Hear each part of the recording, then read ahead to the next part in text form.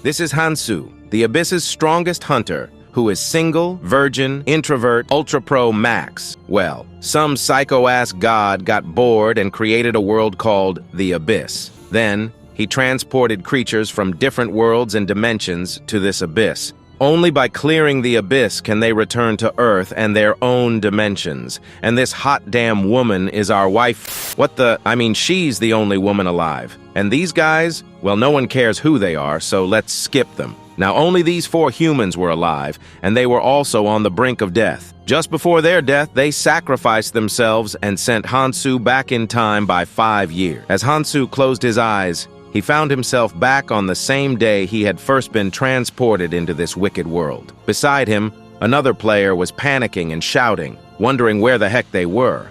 Now everyone started to panic, seeing this unfamiliar place. Some were on their way to school, while others were returning from their offices. Some were even criminals and gangsters all gathered in this place, and the environment was purely chaotic. Hansu watched with a calm face, and then he explained that the day he was born was very special. From that day on, some people started to go missing from Earth, and no one knew when they vanished. Year after year, the number of people going missing increased. Finally, when he turned 20, something mysterious happened. On that day, a big crack opened in the sky, and from that crack, someone was glaring at him with a terrifying look. The next thing he knew, he was teleported to this dimension along with other people from Earth. Hansu explained that this place is called a trial ground. In this place, creatures from different places and dimensions get teleported, just like him. After the tutorial is over, the door to the abyss will open, and then the great war between the wicked psycho god and the otherworlders like him will happen. So today's goal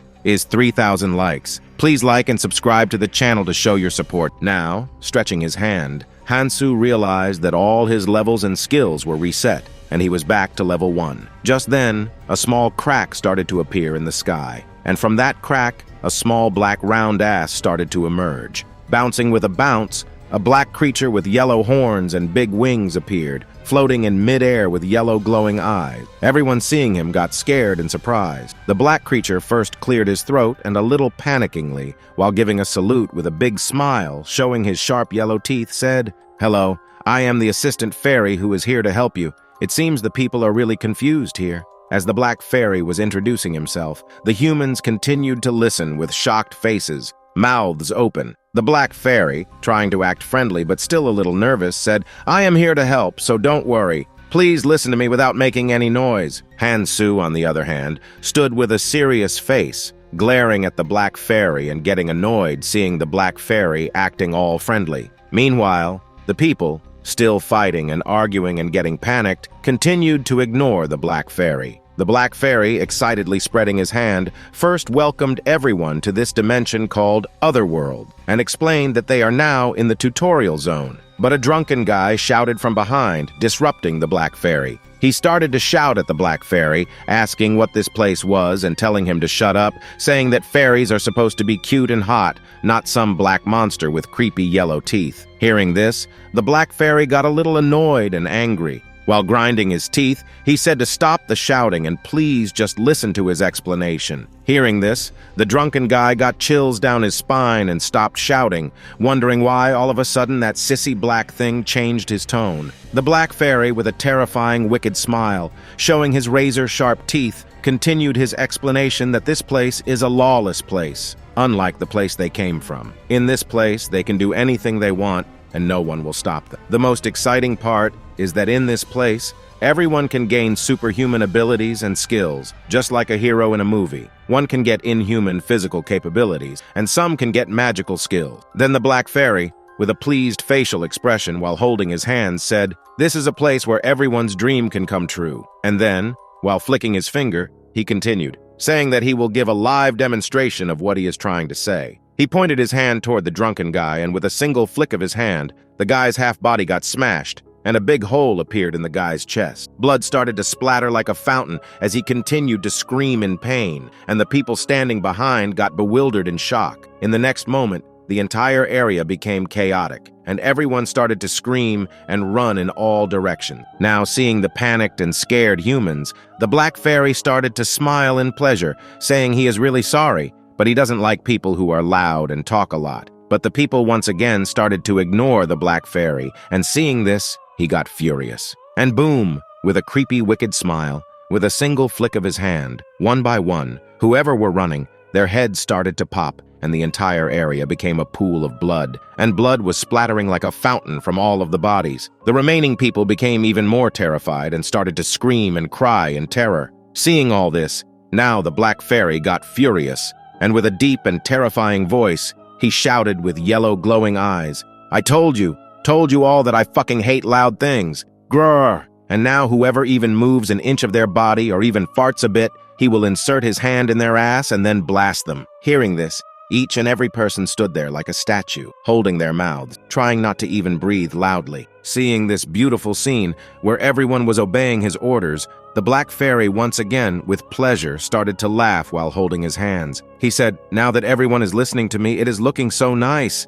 And now he can explain peacefully. Then suddenly, from the humans he had killed, a white stone appeared. The black fairy pulled out that white stone and explained that it was a ruin stone that they could obtain by killing anyone, just like he had done now. There are a total of 8 types of ruin with different colors that appear randomly when certain conditions are met, from red to orange, yellow, green, blue, indigo, violet, and finally white. This white ruin doesn't have any skills, and it will only increase one's base stats. While looking at the stunned people, he asked who wants to take this ruin from him. Now everyone was so scared that not a single word was coming from them. From that crowd, Hansu raised his hand with a cool and deadly look, without saying a single word, directly staring at the black fairy. Seeing this, the black fairy also got taken aback, thinking about how this guy is so calm. He swiftly came close to Hansu and started to fly around him, observing him and saying he liked Hansu's attitude. Then, with a polite smile, he asked Hansu to extend his hand. Hansu immediately did so, and the black fairy handed the white ruin to Hansu's hand. The ruin started to glow, and in an instant, it got absorbed into Hansu's body with a bright white glow. After that, the black fairy, with a proud look on his face, explained that scientifically, a human's muscles have a limit and can't use more force than that. Now, Hansu's muscle power had increased beyond human. The black fairy was explaining this with an excited face, but Hansu just listened to his explanation with a straight, boring face. Seeing this, the black fairy also got taken aback, thinking that this was not the reaction he was looking for. Hansu, on the other hand, was thinking that it is boring to hear the same thing he already knows. Seeing Hansu remain so calm without giving any reaction, the black fairy left, flying away with an annoyed expression, saying that it's no fun here. Then, as he turned his gaze back towards Hansu, the black fairy wickedly smiled and said that he had one more ruin. He asked if there was anyone who wanted to try the ruin, but seeing his wicked smile,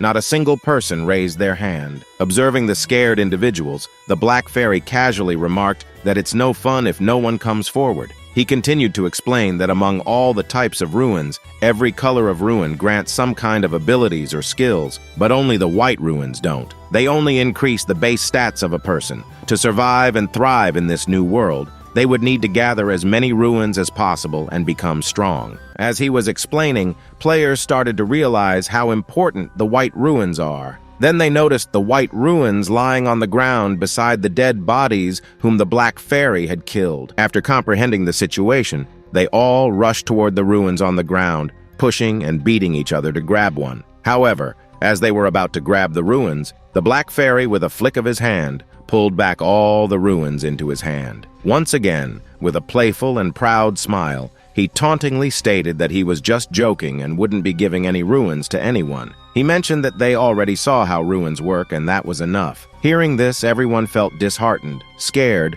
and annoyed. This was the reaction the black fairy was looking for. Afterward, the black fairy flew back toward Hansu and said that they had the right to see their status and skills. As everyone did so, a system notification appeared in front of them, shocking them. As the black fairy continued to do his job of terrorizing the people, Hansu opened his status window and his strength was 11, HP was 9, and his senses were 8. Hansu noticed that his strength increased by 1 because of the white ruin. The black fairy continued his explanation and said that one can get this ruin as long as they kill any living being, regardless of what type of creature they hunt. Everyone realized they could also obtain this ruin by killing a human, and they realized the wicked world they were now stuck in. The black fairy, with an excited expression, pointed his hand backward and said he was going to show something really cool. He was sure that seeing it would make everyone happy. With a flick of his hand, a group of bloodthirsty goblins appeared from a portal, ready to kill everyone. The Black Fairy explained that these goblins were like them, teleported into this world,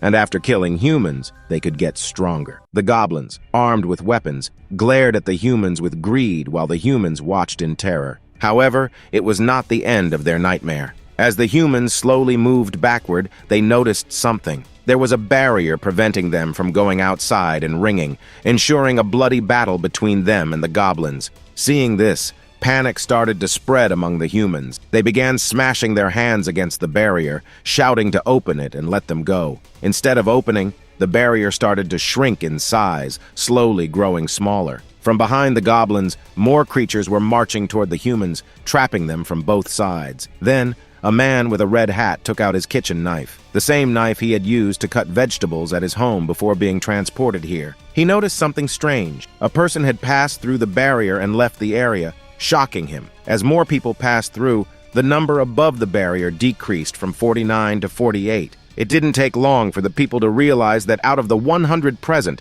only 50 could leave this area. Chaos erupted as people ran toward the thin barrier, trying to escape, pushing, and crushing each other in their desperation. Hanzu, on the other hand, watched them with a sigh, thinking how pathetic they were. If all 100 of them had fought the goblins together, they could have easily defeated them. He explained that in his previous life, when he first arrived in this world, and only 50 people could leave, roughly 40 people died, and only 10 survived. But this time, it was a different story. Now, glaring at the goblins with a deadly look, Hanzu grabbed his knife. The goblins had already started their hunt, mercilessly slaughtering the humans. Just as a goblin was about to kill one of the men, Hanzu swiftly chopped the goblin's head off, shocking the man. Another goblin leaped high and charged toward Hansu with a wooden bat, but Hansu calmly grabbed the goblin's hand and with a single slash chopped its throat, killing it instantly. The rest of the goblins watched Hansu in terror, and Hansu just glared back at them with cold, deadly eyes,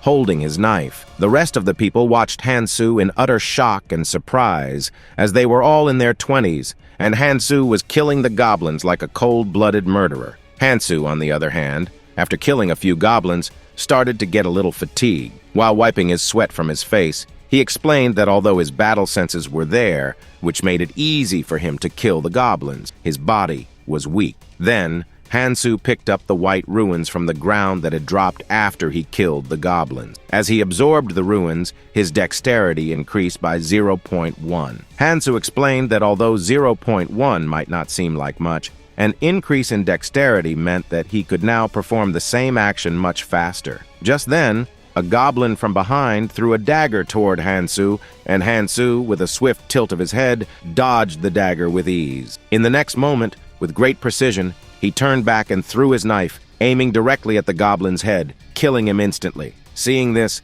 the rest of the goblins got startled a bit, and they also jumped high in the sky to kill Hansu. Hansu, on the other hand, explained that goblins are attracted to blood, so now every goblin would come and try to kill him, which is exactly what he wanted. In an instant, Hansu dashed toward the goblins, and one by one stabbed the throats of the 3 goblins, killing them mercilessly with a cold look in his eyes. As he did so, once again, a white ruin appeared from the goblin, and Hansu caught it with his hand, and without wasting any time, absorbed the ruin. Now, seeing Hansu fighting like this, the rest of the scared players, first shocked, then inspired and motivated, decided to join him. The next moment, everyone, while screaming, charged toward the goblins to kill them, and a great battle between the goblins and the players began. Hansu, on the other hand, continued to slaughter goblins. He explained that he had to kill as many otherworld monsters as possible, collect as much ruin, and get stronger. The area they were in was protected by a yellow barrier, which would last for 3 months. This would be their tutorial time, and after that the barrier would be lifted. Then, the other people from Earth who had been transported into this world many years ago, along with other monsters and races, would come to kill them. They would be easy targets for getting some easy ruins, so he couldn't waste a single second. Hansu continued to slaughter goblins one by one and absorbed white ruins. In just a few minutes, a pile of goblins was lying on the ground, and Hansu had almost killed all of them. The rest of the players were devastated, seeing how Hansu single-handedly slaughtered the goblins. They commented that he was not human, he was a damn monster. After that, The black fairy started laughing loudly with a very happy and excited face, with sparkling eyes, saying that everyone did very well, and he enjoyed watching them fight. The players, seeing the black fairy smile, were getting insanely angry. Some were crying, holding their dead children and cursing, saying he was a devil. Then, the black angel slowly opened the barrier, explaining that now everyone must have realized how to survive in this new world. So he would now remove the barrier, and their real journey would begin. With that, the black fairy bid them farewell and vanished from the crack, while the remaining people started to figure out what to do. Hansu didn't care about them. His only mission was to become strong and kill that son of a psycho god. He checked his status window and was satisfied with. His strength was 14.3, dexterity was 10.9, HP was 10.1, and sense was 11.2. On top of that, Hansu also found a good dagger from the goblin leader. Then Hansu started to wonder what his next step should be. He remembered something. There was a guy who had said something to him. He was one of the 10 strongest humans, and had once said to Hansu that there was a hidden dungeon in the tutorial zone. It was a dungeon of the highest difficulty, and he wasn't able to beat it. In fact, he believed that no one in the world would ever clear the dungeon. He always used to tell Hansu that if he ever got the chance to go back in time, he would definitely clear that dungeon, and he was sure that if he did, he would be the strongest human. But now there was nothing he could do. Now, with a dead serious face, Hansu decided to give a try to this impossible-to-clear dungeon. Well, he had to clear this dungeon so that he could stand a chance to kill that god who was watching them, dribbling, crying, laughing, having sex, and enjoying. Hansu would become his nightmare. Then, as Hansu was about to go to the hidden dungeon, an argument noise grabbed his attention. There, a gangster was harassing a girl. The gangster, while grabbing the girl's hand, was trying to recruit her into his team to have some fun later. Hansu, well, he straight ignored them. It was none of his business. His only goal was to become strong and kill that god. As Hansu started to walk away from them, a guy who clearly looked like a shut-in virgin loser stopped Hansu while shouting his name and asked where he was going. A confused Hansu turned back and asked if he knew him. This question startled the depressed guy and the yellow-haired guy behind him. Then, the yellow-haired guy pushed the depressed guy back and started running toward Hansu, shouting in anger. He asked if Hansu had really gone crazy. They were all together just before they arrived here, and now he was saying he didn't know them. He continued to scold Hansu. Hansu, after thinking for a moment, finally remembered who they are. Hansu remembered that they were his college friends, his classmates.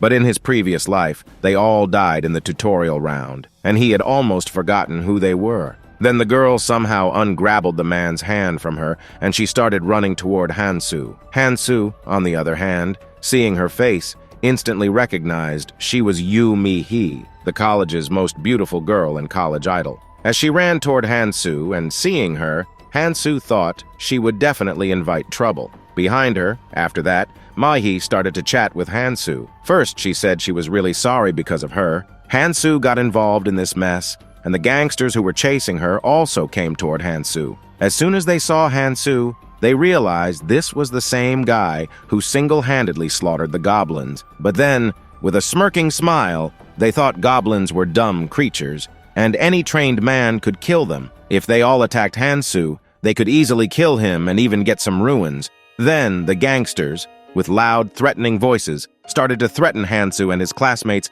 to hand that hot girl to them, or they would die a painful death. Hansu, seeing them, first sighed, saying he hates these types of people the most. With a really annoyed face, Hansu started to walk forward, saying he doesn't like it when someone wastes his time when he is going somewhere really important. Then he finally came close to the gangsters and placed his hand onto one of them. With a cold, deadly look in his eyes, he asked, "Well, if you are willing to kill someone, you should also be prepared to be killed, right?" And this was enough to scare the daylights out of the gangsters.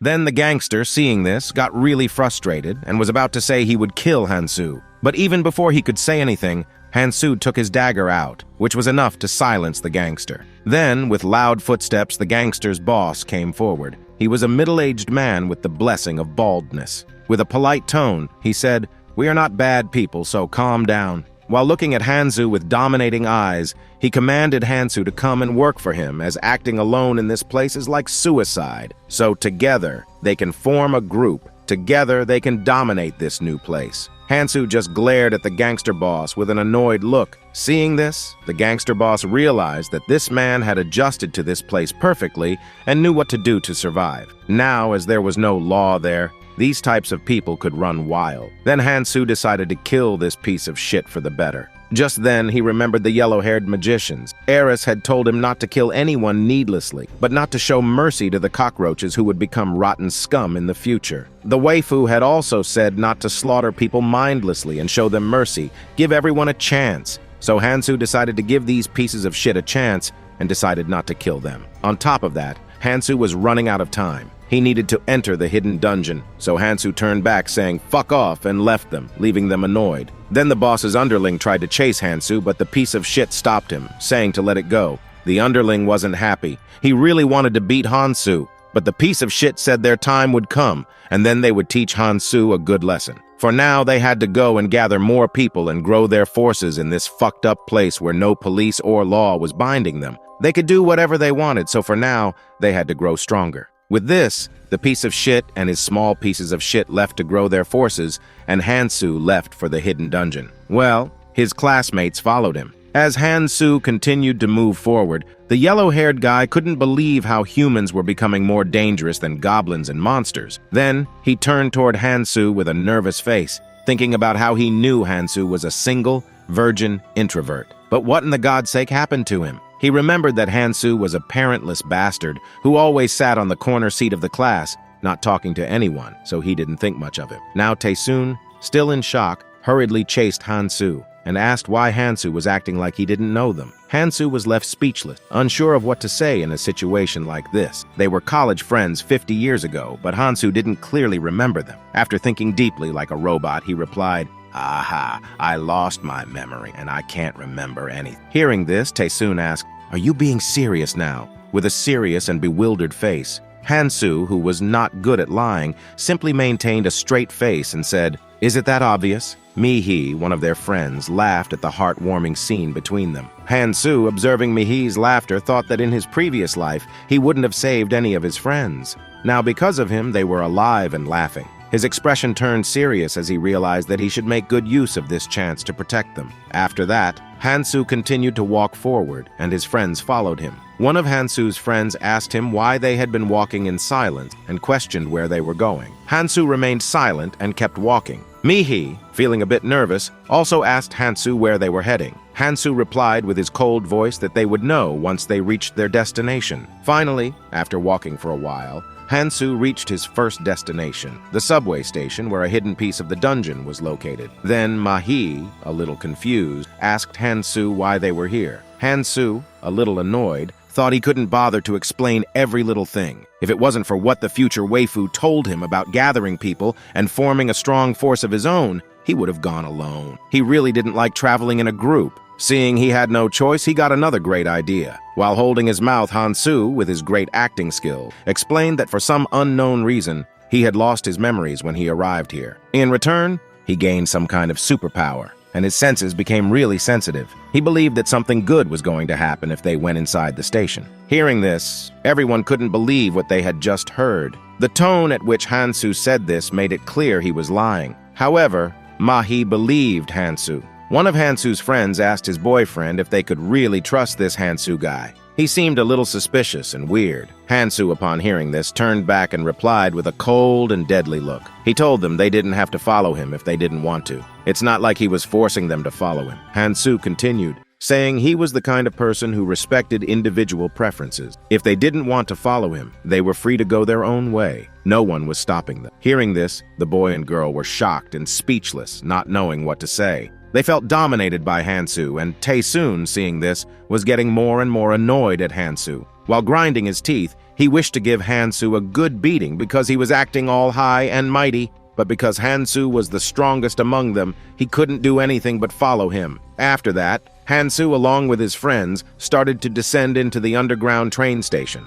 Hansu remained cool-minded. Mihi was a little nervous, Taesoon was annoyed, Sangjin was too scared to talk, and the two lovebirds holding hands were simply following them. Then Taesoon, trying to be on good terms with Hansu and become more friendly with him, grabbed Hansu's shoulder and asked if Hansu was sure he was heading somewhere safe, as this place was looking kinda spooky. Hansu clearly replied, "Nope, "We're not. We're here to meet a friend who resides here." Hearing this, Tae-soon thought Han-soo was joking around and asked him what he was talking about and who the hell would live in a place like this. He also asked if it was someone Han-soo knew, but Han-soo didn't say a word. As they continued to walk, Han-soo suddenly stopped everyone with a loud command, and a chilling silence covered the entire area. Han-soo then, while glaring at the ground, slowly grabbed his dagger. Seeing this, everyone panicked, and Mi-hee shouted, asking what was going on and why Han-soo was taking his dagger out. However, Han-soo, without saying a word, raised his hand and turned toward Tae-soon, shocking him. Han-soo, with a cold and deadly look, thrust his dagger downward with great force, shocking Tae-soon. But Tae-soon was not his target. A strange insect from behind Tae-soon was about to attack him, and Han-soo, right in front of Tae-soon, chopped that strange insect into two, shocking everyone. As Han-soo slowly pulled his dagger from the strange insect, the green blood of the insect started to drip from the dagger. Tae-soon was left sitting on the ground, scared and panicked, with his mouth open. Han-soo cleaned his dagger and explained that these were called green worms that came out after sensing vibrations from the ground. They hated sunlight, so they didn't normally come out of the ground. Han-soo continued to explain that despite their appearance, the green worms were extremely dangerous. One bite from them, and they could even chew through a solid steel bar. If anyone got bitten by them, they could say goodbye to their lives. As Han-soo continued to explain, everyone was too scared to move even an inch of their bodies. They just stood there, silently listening to Han-soo. After that, Han-soo explained that these green worms are the easiest monsters to kill. Even a slight punch to their stomach can kill them. They just have to be careful of their mouth. It's also relatively easy to locate these green worms. They just need to be a little cautious. Before they emerge from the ground, there will be slight shaking, and a small bump will form where the green worm will appear. So after this explanation, his friends didn't waste any time. One by one, they started hunting green worms easily. They were even surprised at how easily they could take down these dangerous monsters. Han-soo watched them from behind and thought that these four guys could actually become useful in the future if trained properly. They were quick learners. Then, Han-soo turned his attention to the depressed guy who was too scared to move. Han-soo came close to him and reassured him not to be scared of these filthy insects. He just had to jump on the ground and find a little crack forming on the ground. Even before the green worm emerged, he could stab the ground to kill it. Han-soo stood right behind him to help if anything went wrong. Hearing this, Sang-jin closed his eyes, gathered all his courage, and as he concentrated, he heard a cracking sound just behind him. From that crack, a green worm jumped high and dashed toward him with its deadly red eyes and razor-sharp teeth. Sang-jin was too scared to move an inch. But before the green worm could harm him, Han-soo pushed Sang-jin back and, in a single slash, slaughtered the green worm into small pieces like cutting vegetables. Sang-jin lay on the ground, still shocked and scared. He thanked Han-soo from the bottom of his from the bottom of his heart for saving him. Han-soo, standing there, thought that this guy was just too useless and a loser. If he continued to behave like this, he would die very soon. But Han-soo couldn't do much to change it. He could only guide and train them, and the rest would depend on them. Then, Han-soo walked toward his other friends to check how they were doing. Tae-soon stopped Han-soo from behind, asking him with a smile how Han-soo knew everything about the green worms, and even how to kill them. It was as if Han-soo could see what would happen in the future. Before Tae-soon could finish his sentence, Han-soo turned back with a fake and confident smile like a hero and replied, "It's my superpower." All his friends once again fell speechless, realizing it was futile to ask Han-soo. After that, Han-soo, along with his friends, started hunting green worms. Finally, after a few hours, Han-soo collected enough white runes, but then he noticed something strange. His friends weren't picking up their white crystals acquired from the green worm. When Han-soo asked why they weren't picking up the white runes and using them, Mi-hee, along with everyone else, replied that they had decided it would be better if Han-soo used all the runes instead of them. They believed these runes would be wasted on them and that Han-soo would become stronger by using them. Mi-hee continued with a slightly worried expression, explaining that the white runes only increased their power by a small percentage, and it was a waste to use them on themselves. As Han-soo listened in silence, he let out a disappointed sigh. Then, he explained that he wouldn't take a single rune they hunted, insisting that his friends should use all the runes they acquired. He said that from now on, if they wanted to follow him, they had to abide by a few rules. Whatever they obtained after hunting a monster would belong to them, and no one would take it from them. In the case of group hunts, items would be distributed based on contribution and priority. Thanks to this rule, the conflict rate would almost become zero, as no one would kill another person to obtain a valuable item. Then Hansu continued his explanation with a serious face, saying that the thing they must trust most in this wicked world was themselves. So they have to grow stronger, much stronger than they are now if they want to survive. Hansu will not be there forever to help them, and if in the future they don't become strong, and if they get stuck in a serious situation, even Hansu will not be able to save them. This was enough to strike terror into all 5 of the friends. Hearing this, Mei immediately dashed forward to collect the ruins that she hunted, and following her, the rest of the friends also immediately started to collect the white ruins and absorb them. Hansu, while observing them absorbing the ruins, thought that soon enough they will get used to this. They won't even have to be told, and they will start to fight like dogs to even get their hands on a single white ruin that they are calling useless, because using only 1 or 2 white ruins has very little effect. But if used in large quantities, they can't even imagine how powerful the after effect will become in the future. They are thinking these white ruins are useless because there are many white ruins laying on the ground, but in the future even the basic white ruin will become so rare to get. Then they will realize how blessed they are to get their hands on so many white ruins so early on. Just then, something unexpected happened. Taesoon, after killing a green worm, got a purple glowing ruin stone, and holding it, Taesoon started to laugh, and the others watched in surprise, thinking, "What is this?" Taesoon continued to glare at the purple ruin stone and thought, "Will I get a superpower? Or some kind of ability like Hansu if I absorb this ruin?" Just then, all his laughter vanished as he noticed Hansu. Thinking earlier, the cool-headed Hansu had said, "Whatever they get after killing the monster will be there." So will Hansu really give this precious ruin to him? Taesoon, showing the purple ruin stone to Hansu, a little nervously asked if he found this after killing a green worm. So he can keep this, right? And Hansu will not go back on his word and take this from him, will he? Hansu just nodded his head, indicating that Taesoon can keep the ruin. Seeing this, Taesoon was taken aback. He definitely thought Hansu would snatch this stone from him, but he didn't. Hansu, on the other hand, with just a glance, figured out that the skill in that ruin's name is Troll's Essence, and it is a decent ruin for early rounds. That skill increases defense and regenerative power, both of which are really necessary for survival. On top of that, it's a passive skill. The only downside is that the one using the skill will get hungrier, but that's not a big disadvantage. Then Hansu started to explain the ranking of the ruins. The lowest is white with no ability, then red, the stronger and almost impossible to get after that. Orange, green, blue, indigo, and lastly purple. Normally, one person can have an unlimited number of skills. Keldian, the magician guy, had over 1,000 skills. However, he is a little different. He is only capped at learning only 7 skills. In the future, after 2 years, Hansu found out that he can only learn 7 skills, and Hansu had already filled his 7 skill slots with some useless and trash skills. Although Hansu can only learn 7 skills, he has the ability 7 stars, Wing, which he can upgrade at his trash skills, and becomes the strongest human. That was one of the reasons why the waifu sent Hansu back in the past, so that Hansu would learn some powerful skills. So Hansu already knows which 7 skills he needs, and this purple ruin stone is not one of them. Now, laughing mischievously, Tae soon said he was going to learn, and he was glaring at the stone like a madman ready to smash his girlfriend. And Mihi watched Tae soon behaving like this, wondering what happened to him. Then the purple ruin stone suddenly started to glow, and a system notified Tae soon that his physical resistance stats had been created,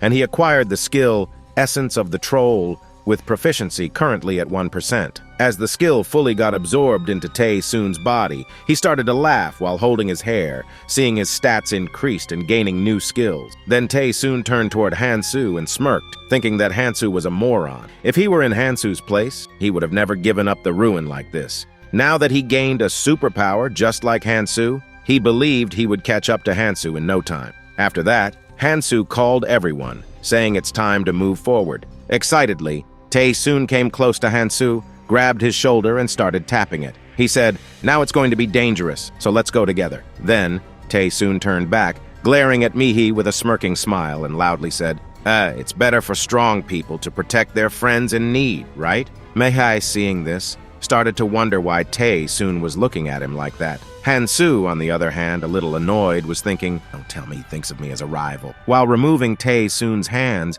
he found it kind of cute. But if this overconfidence hindered them in the future, he would not let it slide. Now, Han-soo and his crew continued to go downward, with Tae-soon leading, followed by Jaesoon, then Sang-jin and Mi-hee, and the love duo. Mi-hee, a bit worried, asked Han-soo why they were going down, and Han-soo replied that they were going to ride the subway. Curious, Mi-hee asked if there were still trains in operation, and Han-soo, in his usual cold tone, replied that they would see when the time comes. As they continued to descend, Han-soo had a flashback where a friend explained the fastest way to become the strongest. They needed to go down in the subway, find a portal in the middle of the stars, and beyond the portal, they would find a train. Once they rode that train, half of their work would be done. But the hardest part was that the train would automatically leave after 24 hours when the tutorial began. Back to the present, Han-soo and his friends finally reached the portal, surprising everyone. Seeing this, Mi-hee got a little worried and asked Han-soo if they really had to go through that portal, as they didn't even know what was beyond it. Han-soo, with his cold and cool attitude, replied that he was just following his instinct. He also mentioned that anyone who wanted to go back could do so, as he wasn't stopping them. Tae-soon, a little nervous but with a big smile, came forward saying he will be going in.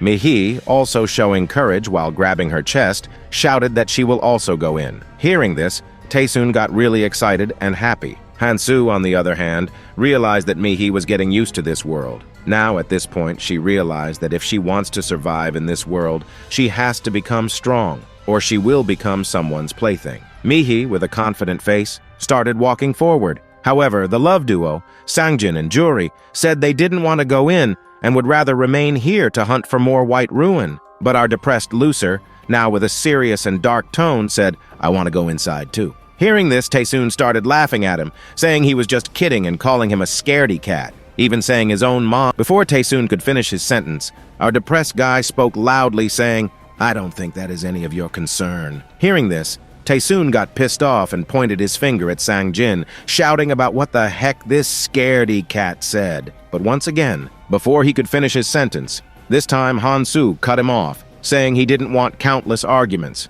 If they wanted to argue like 2-year-old kids, they could do it and Han-soo would leave them behind. With that, he started moving forward, and Sang-jin and Mi-hee followed him, leaving Tae-soon behind. At this point, Tae-soon was really angry, grinding his teeth, and vowing to make Han-soo pay for insulting him in front of Mi-hee. So with this, the episode ends here. Please write a little 2-incher in the comments. Goodbye.